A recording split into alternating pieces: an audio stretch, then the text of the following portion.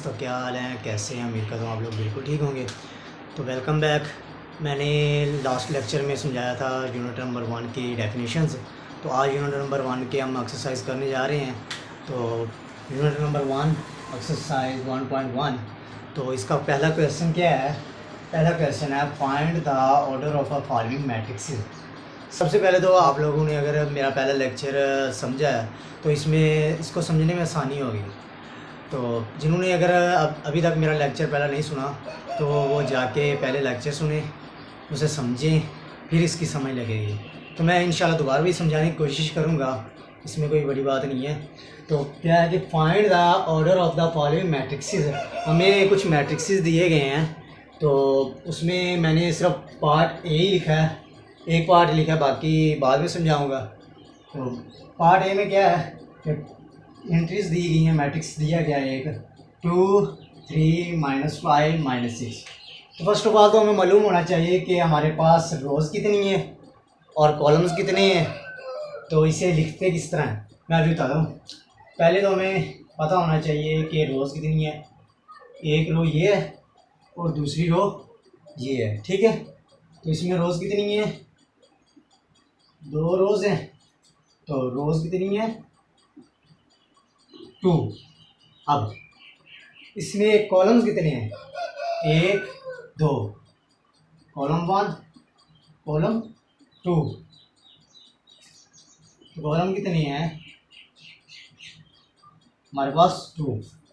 तो इसमें लिखने का तरीका कार क्या है, ऑर्डर किस तरह लिखते हैं? तो ऑर्डर लिखते हैं हम m बाय n।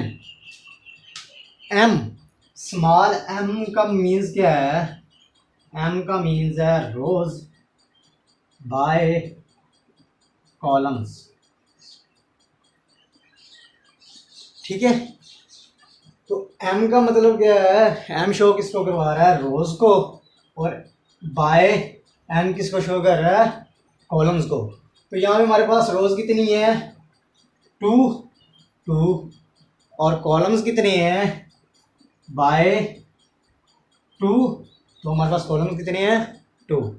तो अब इसे लिखने का तरीका क्या है?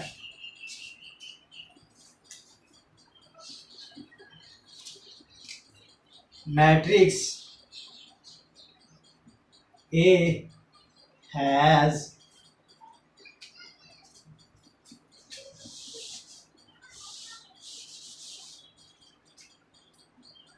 two rows and 2 columns.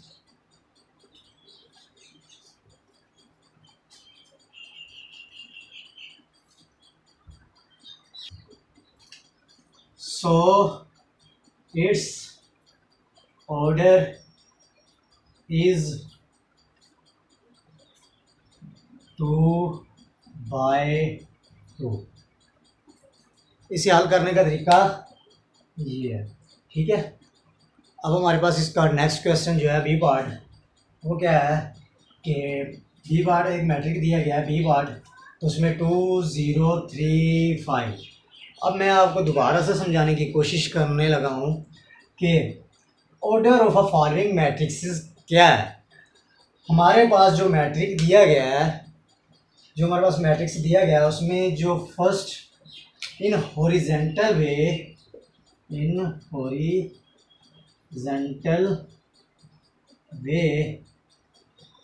ठीक है। इन हॉरिजेंटल वे जो हमारे पास हॉरिजेंटल में होगा उसे हम कहते हैं रो, ठीक है। और इन वर्टिकल वे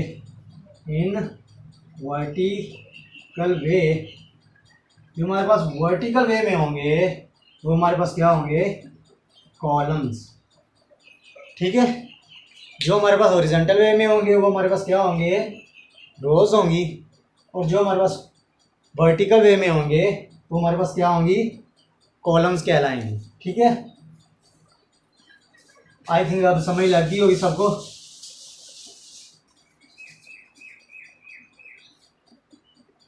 सो हमारे पास रोज कितनी है? R1 और R2। तो इसमें रोज कितनी है? 2। और इसके साथ साथ सी ए कॉलम 1 कॉलम 2। तो हमारे पास कॉलम्स कितने हैं इसमें? 2 कॉलम्स हैं, ठीक है। तो अब इसका ऑर्डर क्या बना? Order m by n। 2 rows कितनी है? ये m को शो कर रहा है और n कॉलम्स को शो कर रहा है, ठीक है। तो 2 बाय 2, ठीक है। तो इसका मैट्रिक्स क्या बनेगा हमारे पास? सॉल्यूशन किस तरह लिखना है? Matrix B has 2 rows and 2 columns, so its order is 2 by 2, ठीक है। आई थिंक आपको समझ लग गई होगी। चलिए इसका नेक्स्ट पार्ट करते हैं। सो इसका नेक्स्ट पार्ट है सी। तो सी में क्या दिया गया है? एक मैट्रिक्स दिया गया है जो है 2, उसकी एंट्रीज क्या है? 2 और 4। तो हमारे पास इसकी 2 एंट्रीज हैं। तो हमने ये नहीं सोचना कि ये हमारे पास सिर्फ रो है, क्योंकि इसमें सिर्फ इस तरह एक रो बन रही है। ये रो तो है, लेकिन साथ साथ कॉलम भी है। हम इसे वर्टिकल वे में चाहे एक डिजिट भी दिया गया हो ना, तो वो भी हमारे पास क्या होगा? कॉलम में ही होगा। तो इसमें कॉलम्स कितनी हैं? 2 कॉलम्स है, एक रो है और 2 कॉलम्स हैं,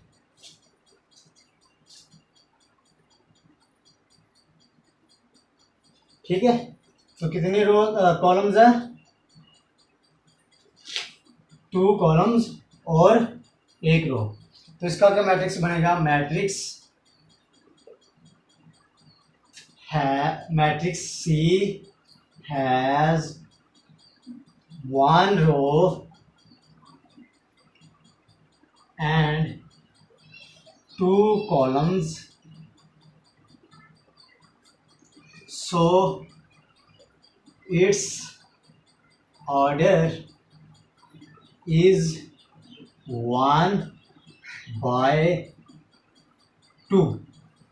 सो इसका ऑर्डर क्या बनेगा? 1 by 2। सो इसका नेक्स्ट पार्ट है डी। तो डी में क्या दिया गया है? रोज कितनी है?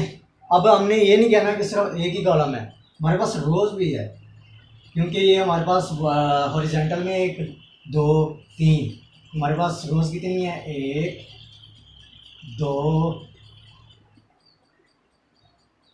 और 3। तो हमारे पास कॉलम कितने हैं? तो इसमें सिर्फ एक ही कॉलम है, तो ये क्या हो गया हमारे पास? एक कॉलम, ठीक है। तो हमारे पास रोज कितनी है? 3। और हमारे पास कॉलम कितने हैं? एक है। तो इसका ऑर्डर क्या बनेगा? 3 by 1, ठीक है। तो matrix D has 3 rows and 1 column, so its order is 3 by 1। तो इसका मैट्रिक ऑर्डर क्या बना? 3 by 1। सो नेक्स्ट हमारे पास पार्ट है ई। तो ई में क्या है? एक रो, 2 रो और रो नंबर 3। तो हमारे पास इसमें रोज कितनी है? 3 है। और हमारे पास इसके कॉलम कितने हैं? 2 हैं। तो हमारे पास एक कॉलम ये और एक कॉलम ये। तो रोज कितनी है? 3 और कॉलम्स कितने हैं? 2। So matrix E has 3 rows and 2 columns, ठीक है। So its order is 3/2। तो इसका ऑर्डर क्या बना 3/2। बाकी क्वेश्चन भी इसी तरह करने हैं। मैं इसका ना जी पार्ट करने लगा हूँ, ठीक है, और बाकी दो पार्ट मैं छोड़ने लगा हूँ, एफ और एच। ये आप लोगों ने कमेंट में लिख के मुझे बताना कि सारा मैं समझ लगी है। अगर नहीं लगी तो मैं दोबारा आपको समझाने की कोशिश करूँगा इंशाल्लाह। नेक्स्ट हमारे पास जी पार्ट है। तो इसमें क्या है कि इन हॉरिजेंटल वे में हमारे पास कितनी रोज़ हैं, R1, R2 और R3, ठीक है। हमारे पास रोज़ कितनी होगी 3। इसी तरह हमारे पास वर्टिकल वे में 1 2 3, तो हमारे पास कितने कॉलम हैं 3 कॉलम है। जो वर्टिकल वे में डिजिट्स हैं हमारे पास वो कहलाएंगे कॉलम, और जो हॉरिजॉन्टल में होंगे डिजिट्स वो हमारे पास क्या कहलाएंगे रोज़ कहलाएंगी, ठीक है। रोज़ हमारे पास 3 है, कॉलम्स कितनी है 3। So matrix G has 3 rows and 3 columns. So its order is 3/3। तो इसका ऑर्डर क्या हुआ 3/3। नेक्स्ट हमारे पास क्वेश्चन है, क्वेश्चन नंबर 2। क्वेश्चन नंबर 2 में वो क्या कह रहा है, which of the following matrices are equal. वो कह रहा है कि दिए गए इसमें जो मैट्रिक्सेस हैं वो कौन कौन से आपस में इक्वल हैं।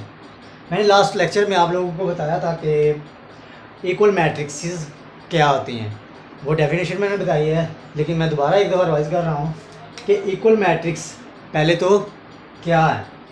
तो पहले सबसे पहले इसमें दो कंडीशंस दी गई हैं कि हमारे पास दो मैट्रिक्स हैं, एक ए है 2 1 0 2, इसी तरह बी हमारे पास है 1 +1 2 -1 0 और 3 -1, ठीक है। हमारे पास ये दो मैट्रिक्स दिए गए हैं। अब वो बात कर रहा है कि दो मैट्रिक्सेस होंगे वो आपस में किस तरह बराबर होंगे। दो कंडीशंस उन्होंने कही थी। एक कंडीशन थी कि the order of matrix A is equal to order of matrix B. एक कंडीशन तो ये थी, और दूसरी क्या थी हमारे पास, दियर corresponding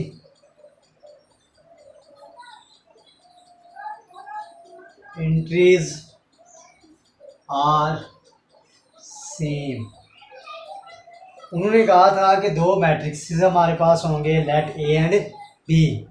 उसके बाद उन्होंने कहा कि इनके वो तब ही मुमकिन हैं आपस में इक्वल हैं जब इनके the order of matrix A is equal to the order of matrix B, ये बराबर हो। एक कंडीशन तो ये, और दूसरी condition their corresponding entries are same.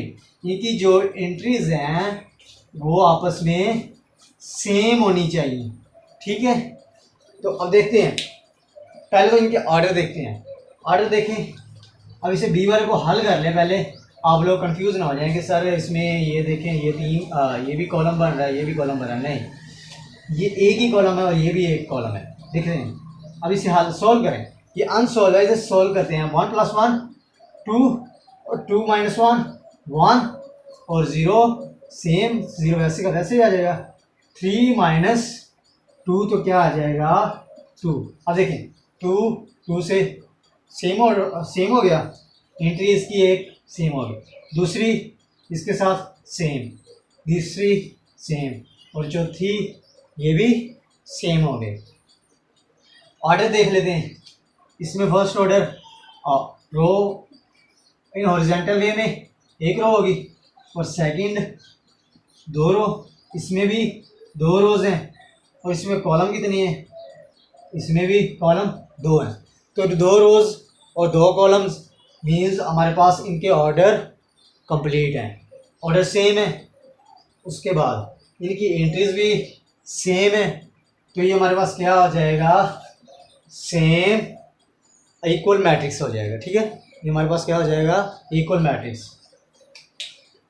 ये मैंने इसलिए समझाया कि हम यहाँ से आप देखेंगे कि इनके ऑर्डर भी सेम हो और इनकी एंट्रीज भी सेम हो, तो ही हमारे पास ये क्या हो जाएगा, इक्वल मैट्रिक्सेस कहलाएंगे। तो इनमें से हमने ढूंढने हैं कि कौन कौन से मैट्रिक्स आपस में इक्वल हैं। ठीक है, तो अब देखें मैट्रिक्स ए जो दिया गया है इसमें 3 है। अब हमने ढूंढना है कि जिसमें सिर्फ 3 हो तो वो ए के इक्वल होगा, तो इसमें नहीं है, इसमें 3 है और इसके साथ साथ 5 भी है। ठीक है, तो अब देखते हैं कि सिर्फ 3 हो हमारे पास, 5 ना हो और कोई भी डिजिट ना हो, हमारे पास ऑर्डर क्या हो, 1/1 हो, तो इसमें हमारे पास ये है। और आगे ये सॉल्व करें, 5 - 2 किसके बराबर है, 3 के।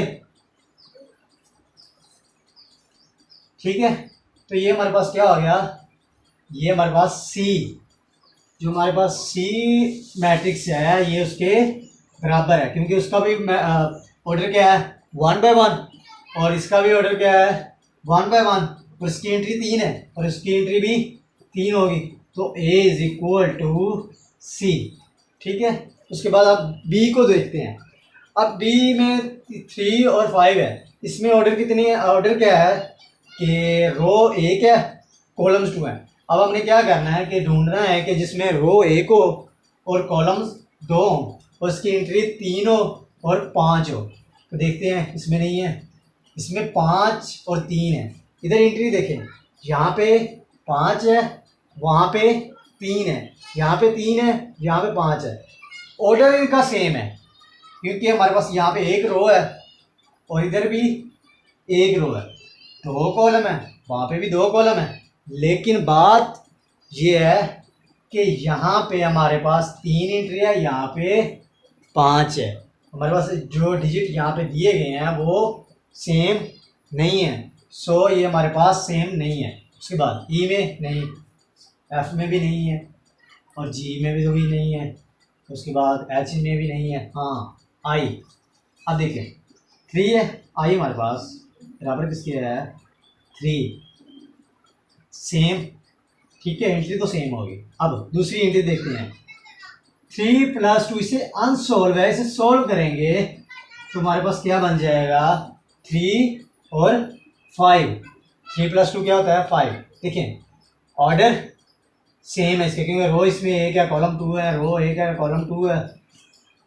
और उसके बाद इसका जो एंट्री पहली इसके साथ सेम है और दूसरी इसके साथ सेम है, तो हमारे पास जो आई पार्ट है वो क्या है, इक्वल है, P इज इक्वल टू आई।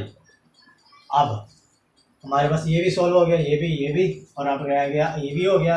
अब देखें डी हमारे पास 5 और 3, हमारे पास ये 3 और 5 है, नहीं ये भी नहीं, ये भी नहीं, ये भी नहीं, ये भी नहीं, ये भी नहीं और ये भी नहीं। डी जो है हमारे पास वो किसी के इक्वल नहीं है। अब नेक्स्ट देखते हैं ई, तो 4 0 6 2, हमारे पास यहाँ ऑर्डर क्या है, 2 रोज 2 कॉलम्स। अब हमने ढूंढ रहे हैं 2 रोज और 2 कॉलम्स, नहीं इसमें भी नहीं है इसमें। अब इसमें देखें, इसे ये अनसॉल्व सोल्व करेंगे तो ये बन जाएगा 2 - 1 2 3 - 1 तो बन जाएगा 2 और 3 + 3 ये बन जाएगा 6, तो 2 6 बन जाएगा। तो हमारे पास 2 रोज होंगी और 1 कॉलम होगा। यहाँ पे हमारे पास 2 रोज है और 2 कॉलम्स है, तो ये हमारे पास नहीं होगा। एच, हाँ एच है, क्योंकि 4 4 0 0 एंट्री भी सेम जा रही है और इसके साथ साथ रोज भी और कॉलम्स भी सेम है, ऑर्डर इसका सेम है, एंट्रीज भी सेम है, तो ये हमारे पास क्या होगा, E is equal to H. और इसके बाद देखते हैं आई नहीं है और जे।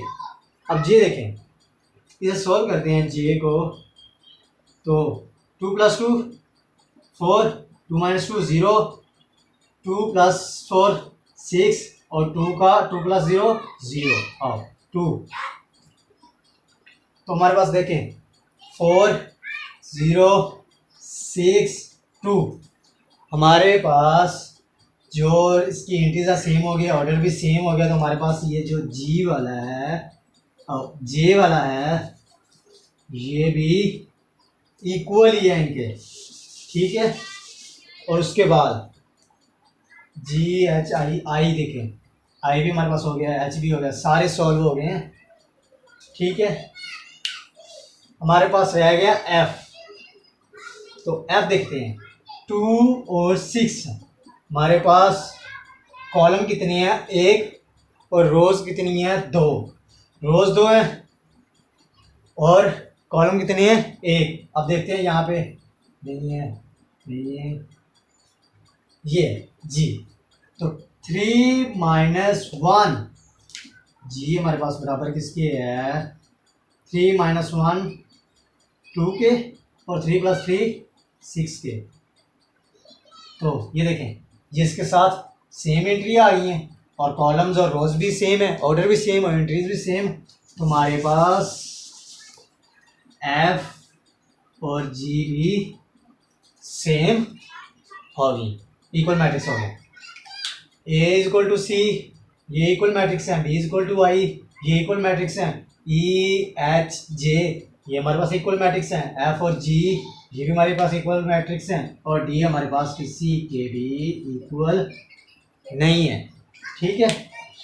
अब इसे हल करने का तरीकाकार मैं यहाँ पे लिखने लगा हूँ कि किस तरह हल करते हैं।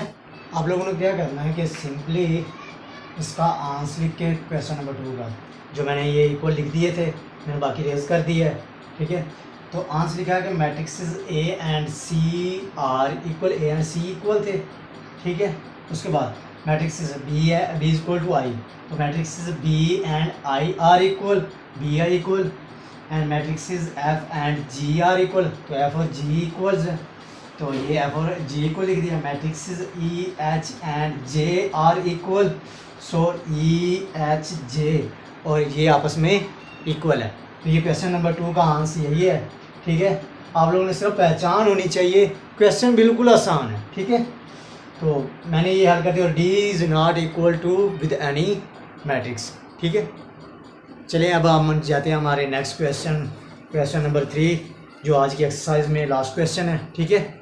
नेक्स्ट क्वेश्चन है question number 3, most important question, ठीक है। तो इसमें क्या कह रहा है, find the values of A B C and D which satisfy the matrix question. वो बात कर रहा है कि हमारे पास कुछ वैल्यूज़ दी गई हैं A B C and D, हमने इनकी वैल्यूज़ फाइंड करनी है जो इस क्वेश्चन को सेटिस्फाई करे। किस तरह करे कि ये जो इक्वल का साइन दिया गया है इससे शो हो रहा है कि ये जो मैट्रिक्स दिया गया है ये इस मैट्रिक्स के इक्वल हो, ठीक है।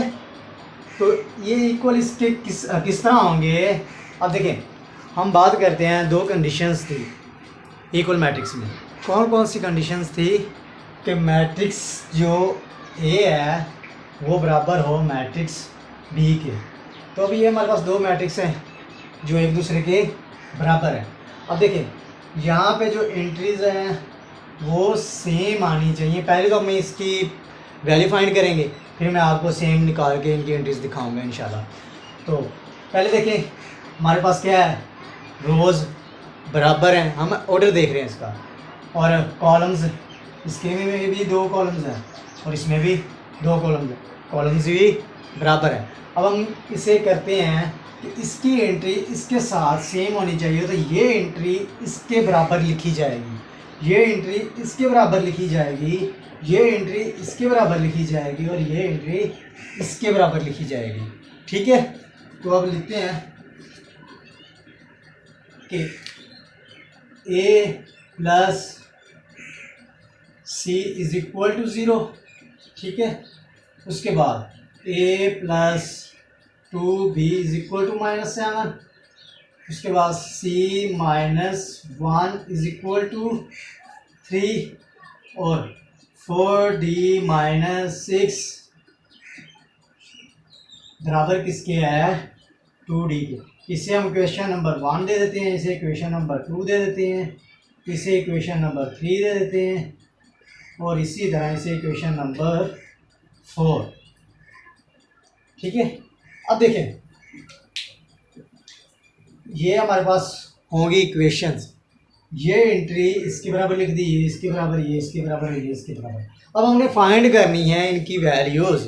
अब हम इनकी वैल्यूज़ किस तरह फाइंड कर पाएंगे? अब देखिए इसकी भी वैल्यू फाइंड करनी, इसकी भी वैल्यू फाइंड करनी, तो ये दोनों हैं। यहाँ पे हमने हमारे पास कोई ऐसा एक इक्वेशन होगी जिसमें हमारे पास जो एक वैल्यू है वो फाइंड करनी पड़ेगी, जो सिर्फ एक ही वैल्यू फाइंड करनी पड़ेगी। मीन्स एक ए दिया जाएगा या बी दिया जाएगा या सी। अब देखें इक्वेशन नंबर 3 को देखें, तो इसमें हमारे पास सिर्फ हमें एक ही वैल्यू फाइंड करनी पड़ रही है।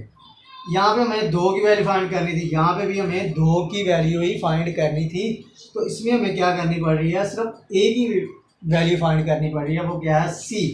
तो हम फ्रॉम इक्वेशन 3, तो इक्वेशन नंबर 3 से हम फाइंड करते हैं क्या, हमारी इक्वेशन 3 क्या है, c minus 1 is equal to 0 और 3, c minus 1 is equal to 3। अब c तो इधर रह गया, तो हमारे पास ये जो -1 है दूसरी साइड पे क्या हो जाएगा +1। ठीक है, तो c इज इक्वल टू 3 + 1 4 आ गया।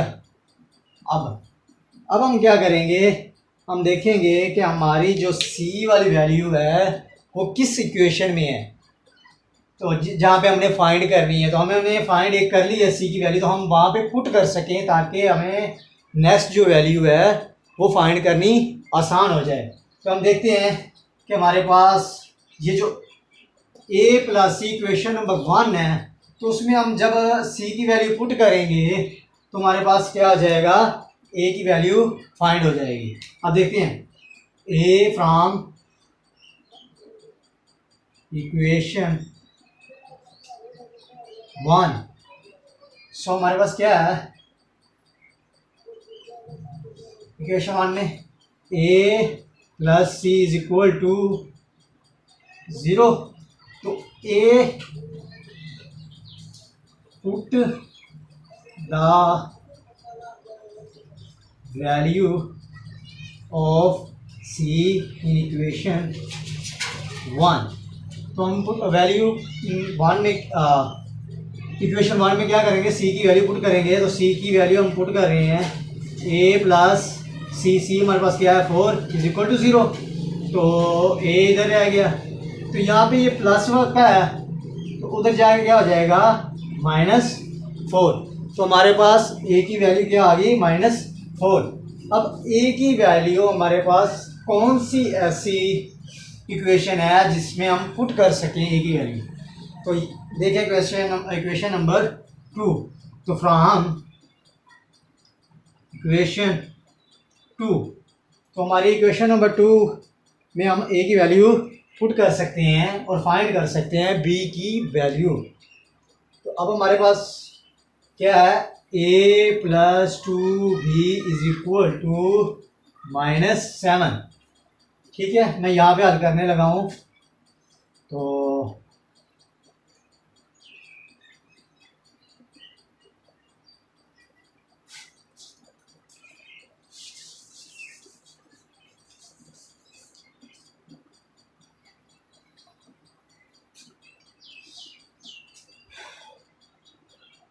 a + 2b is equal to -7।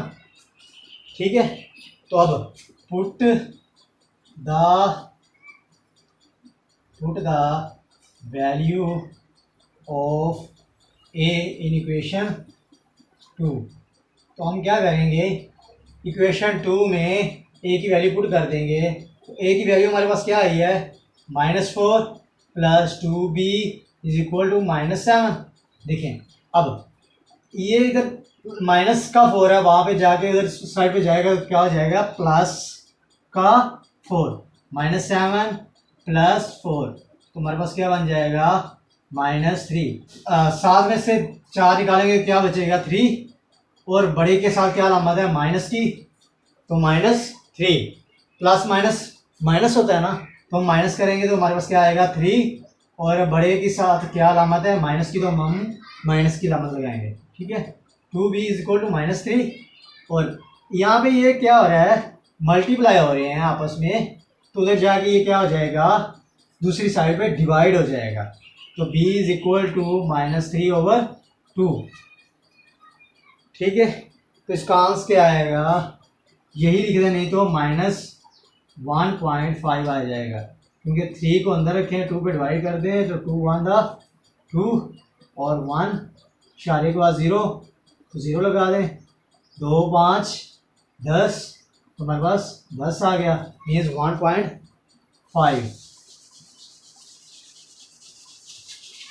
इसी तरह हमारे पास इक्वेशन नंबर 4 रह गई, तो फ्रॉम इक्वेशन 4, सो इसमें क्या है कि 4d - 6 = 2d, तो 4d - 6, अब देखिए हमारे पास बड़ी वैल्यू क्या है, 4d या 2d, तो हमारे पास 4d जो है वो बड़ी वैल्यू है, तो 2d हमारे पास क्या है, स्मॉल वैल्यू है, छोटी है, तो ये इस साइड पे आके आ जाएगी और ये उधर चली जाएगी। 4d इधर प्लस क्या, इधर क्या आ जाएगा, -2d = यहाँ पे ये माइनस क्या है, तो दूसरी साइड पे क्या हो जाएगा, प्लस का, इससे हम उधर ले जाएंगे और इससे इधर ले आएंगे, चाहे एक दफ़ा एक स्टेप इधर ही लिख लें, -2d - 6 = 0, ठीक है, ये आपके आसानी के लिए है।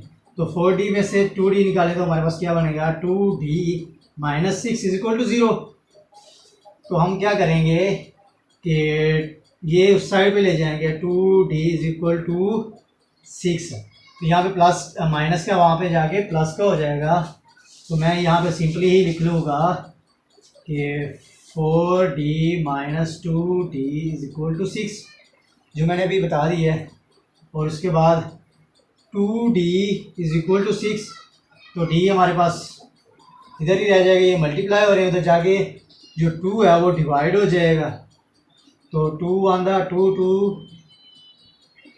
3 6, तो हमारे पास क्या आ गया, 3d = 3, d = 3, ठीक है। तो d की वैल्यू हमारे पास क्या आ गई, 3, तो ये मैं रिमूव कर देता हूँ। हमारे पास c की वैल्यू क्या है, सो c = a की वैल्यू हमारे पास क्या है, -4, b की वैल्यू क्या है, -1.3 और -1.5, और c की वैल्यू क्या है हमारे पास, 4, और d की वैल्यू हमारे पास क्या है, 3, ठीक है।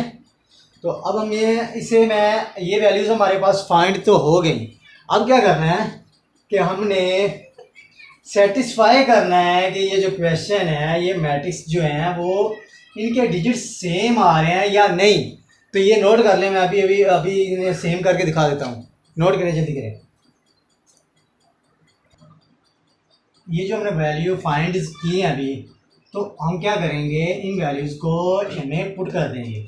अब देखें हमारे पास a जो है वो किसके बराबर था, -4 के, और b हमारे पास c किसके बराबर था, 4 के, तो और उसके बाद a हमारे पास बराबर किसके है, -4 के, और +2, b किसके बराबर है, -3/2, b बराबर है हमारे पास -1.5 था, तो ये हमारे पास ये भी हमने वैल्यू निकाली थी -3/2, इसके बाद हमने डिवाइड करके ये निकाली थी, ठीक है। तो डिवाइड नहीं करना, वैसे लिख दें। उसके बाद हमारे पास सी क्या थी 4 और -1, और उसके बाद क्या है डी, तो डी हमारे पास 3 है, तो 4 डी की वैल्यू क्या है 3 और उसके बाद -6। ठीक है, अब देखें ये बराबर किसके है 0 -7 3 और 2, डी की वैल्यू हमारे पास क्या है 3। ठीक है, अब देखते हैं 4 -4 किसके बराबर हो गया 0 के, और उसके बाद 2 के साथ डिवाइड हो गया, -4 और -3 किसके बराबर हो गया, -4 और -3 किसके बराबर है 7 के, तो -7, और उसके बाद 4 -1 किसके बराबर है 4 -1 3 के, और उसके बाद 4 3 12 -6, तो क्या बना 6। ठीक है, समझ लग रही है सबको।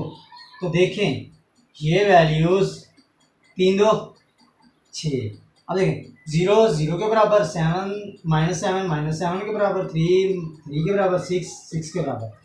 तो हमने वैल्यूज़ फाइंड कर ली और उसके बाद सेटिस्फाई कर दिया आप लोगों को मैंने कि ये जो मैट्रिक्स है ये इस मैट्रिक्स के बराबर है।